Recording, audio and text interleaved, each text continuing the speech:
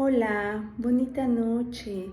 Les deseo que en esta última cena del 2025 la pasen rodeada de gente querida, de gente amada, que sea una cena para también platicar, compartir desde el amor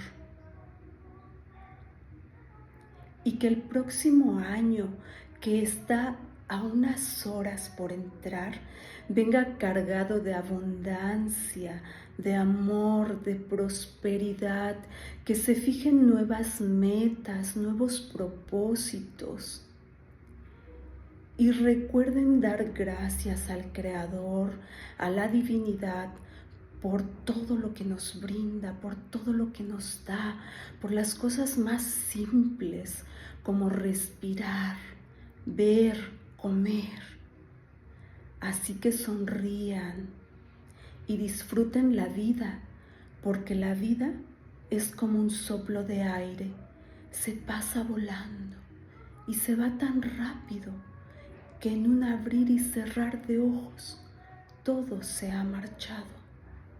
Por ello, disfruten, gocen, degusten, saboreen, todo con medida, también desde el amor.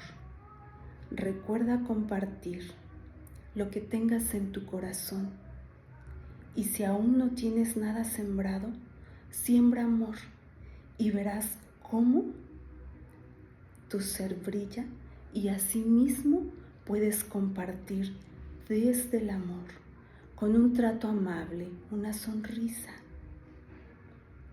Feliz año 2026. Chao.